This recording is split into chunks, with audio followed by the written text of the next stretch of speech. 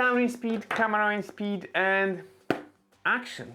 Welcome to another Create Greg video. My name is Greg, and in today's episode we will talk about monitor calibration, whether it's worth it to do it. I've never done the calibration before and I've never considered whether I need one to do. However, recently my fancy BenQ monitor for video editing displayed the comment, I need to be calibrated. And I said okay, how to go about it? I did some research and I realized there is two companies which make this calibration device. One of them is Datacolor with SpyderX and the other one is X-Rate with i1 display, I believe. This one, £150. The other one pretty much twice as more expensive. Let's go with the cheaper version and see whether it's worth at all. In one of my previous episodes, I decided to share my thoughts whether it's worth to upgrade to dedicated monitor for video editing. If you're interested in that, I will link the video somewhere above. Have a look and let me know what's your thoughts about it. And today, let's get that device. Let's figure out actually how to use it and see whether it was worth to spend that money, which actually increase the price for the monitor. If I need to get a dedicated monitor and then I need to buy one of these devices, it adds up to the price. And I'm actually very curious whether it's worth it or not. Hopefully, yes.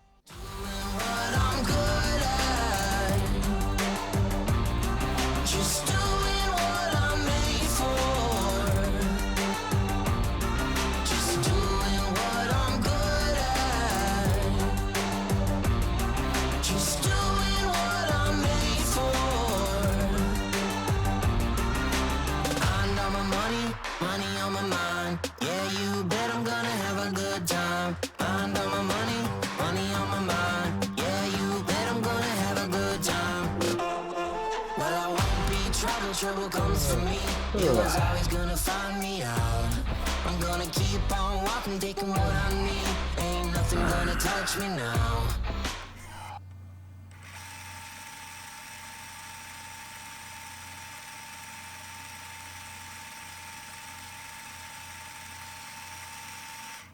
Looking at our calibration report, manufacturer BenQ, our model SW270C, which we knew already, but then we've got our target luminance 80, achieved luminance 77.139. It doesn't look like a good result. We will validate our calibration and see how this one would go. And then we've got our target temperature, which is 6505 kelvins, and achieved one is 6559 kelvins, which actually looks good. So let's validate the calibration and see how this one would go. Last fixes for our calibrator, and yeah, let's give it a go.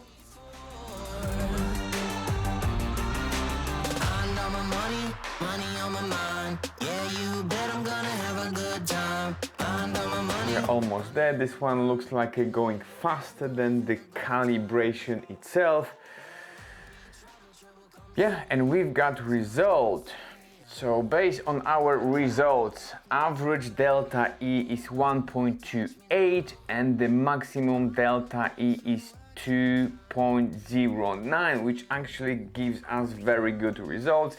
Everything with delta below 4 is very good. 1.28 sounds like a good to me, and I will look at the video I recorded previously and try to compare how the one looked like before we calibrated and now how it looked like once we calibrated.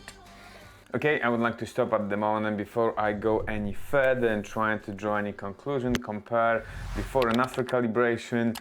I did more research on the calibration itself, and it turns out the topic is fairly complicated. It's definitely outside of my knowledge of colored comfort zone, and I can repeat what I've learned trying to gather all together. However, with every single software update and changes to the software, there is a different parameters you're supposed to go for to get the optimal color calibration for a monitor BenQ. I believe it will be the same one with the others monitor. To cut a long story short, there is a guy on YouTube, Art is Right. He's the BenQ ambassador. I will link a couple of his videos down in the comments so you can look and actually follow if you are into that subject.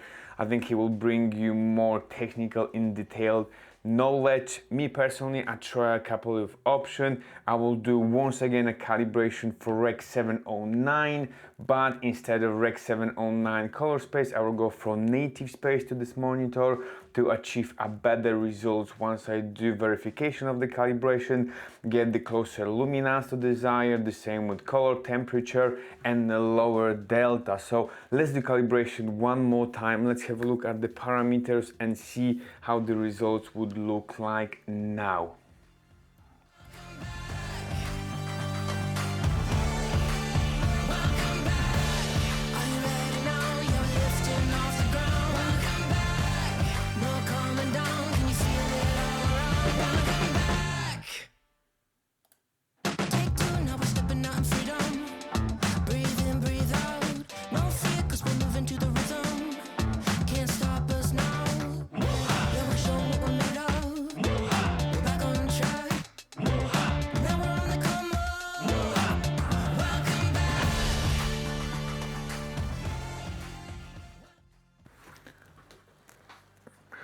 We've got our calibration finished. Let's look at the results. So target luminance was 80 and we achieved 80.116, which is superb.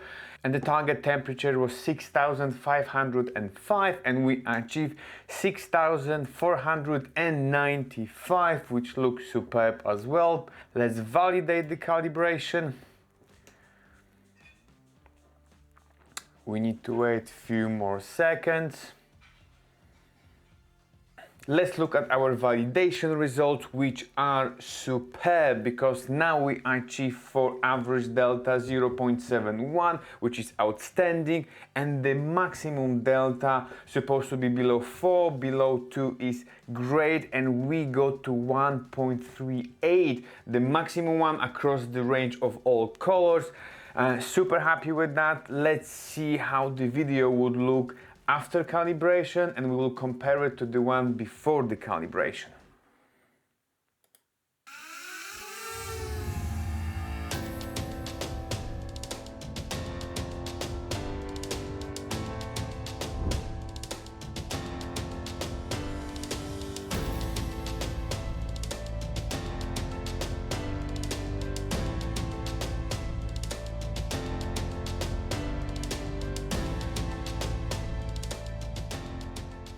And we arrive at the end of this video. All calibration has been done and I could compare the recording of the screen before and after calibration when I decided to calibrate for DaVinci Resolve. What I mean by that, calibrating for DaVinci Resolve, DaVinci Resolve is not color managed, so the best way to go about it to calibrate your monitor for desired gamma, you want to have the output. In my version will be Rec 709, and there is recommendation when you do it from color palette. In BenQ monitors you're supposed to do for Rec 709, your blank supposed to be set to 0.3 nits and your color supposed to set to matrix, as well as gamma would change from 2.2 to 2.4. I know it sounds like a dark magic, but yeah, we live, we learn. So as I mentioned, there is a guy who is a BenQ ambassador. Watch him more closely and then you will learn more as I did. This is all parameters I'm using for my version of color palette. And yes, results are different because it's calibrated differently than previously. I think when my monitor arrived, it was calibrated to Adobe RGB or sRGB, so the color were more saturated. Now they are more flat and representing Rec 709, which is pretty much all what we upload to social media. As I said, I'm not the expert in all that color space. I learn a lot, and because of that, I would highly recommend to go into calibrating your monitor. I know this device costs extra money, not everyone is eager to spend, I get that. Would you have the massive difference? For average consumer, I would say no. For critical color work, I would definitely say yes. But what even more important, if you invest and then spend some time to educate yourself about the color space, black points, gamma, standards, etc., to have your monitor calibrated, you will be smarter, and you never know what kind of clients you're going to work for. Even if majority of your work requires like no specially calibrated monitor, there will be moments in time when you will be speaking with the agency or a bigger client. They will require or have that conversation. Then you will be prepared, and then you will be on the same page. So based on that, I'm super happy invested in this device. I'll be testing for upcoming months and see how it changes.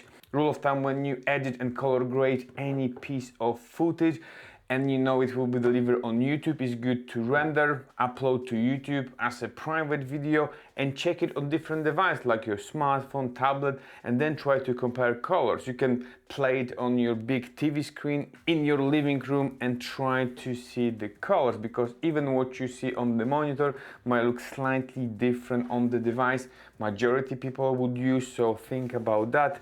Thanks for staying with me until the end. I would like to summarize what I've learned today. So if you go after calibration of your monitor, what you have to know is give at least 15 minutes of run for your monitor to all lamps heat up, and then you will have more accurate calibration. Then remember to angle your monitor so it's not going directly, but with gentle angle push forward of your monitor, which allow your probe to sit nicely on the screen, not dangling and lose connection, which might affect your reading and then calibration. Then if you are on Mac OS, one of the important things is to go to your monitor setting. Actually, it's not monitor, but display setting.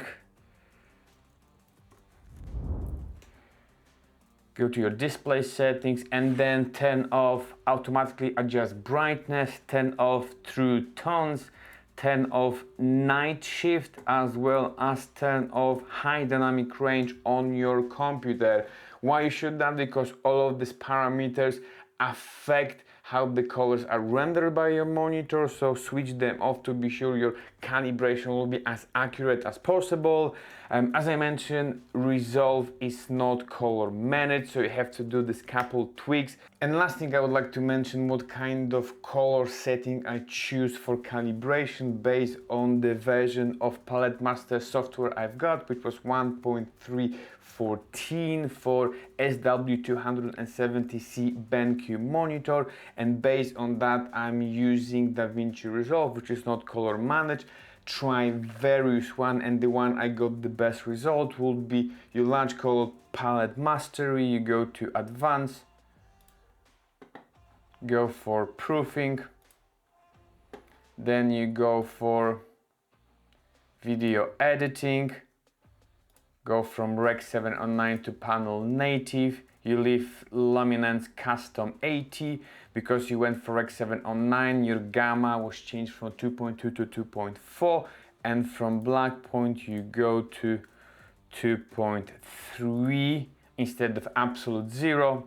You go next, and then you can save your calibration from one of the slots. You can actually do 3 different calibrations for each of the slots, which you can change on the go. If you want to have one for Adobe RGB, the other one for Rec 709, is up to you.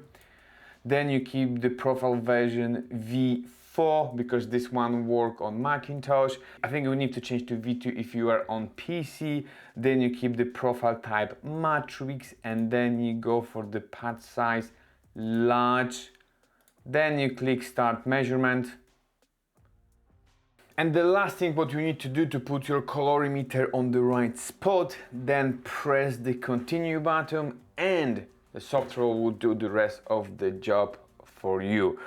Guys, that will be definitely all for today. I know this episode was all over the place. I actually shoot that episode over 5 days. Shooting, re-educating myself, changing parameters, trying to find the right spot, and recording as I was doing that. Yeah, a bit of a challenge, but I've learned a lot, and I hope you learn as well. If you did, feel more than welcome to leave a thumbs up, classy thing. If you like it very much, subscribe, it would mean a lot to me. If you didn't like it at all, thank you very much for staying until the end. I admire your patience, and I've got good news for you. Next week I'm going to share another video, not as messy as this one, but hopefully this one will bring you value and you can learn something or enjoy video itself. So come back next week and then think whether you would like to subscribe or not. Thank you very much, and until next time.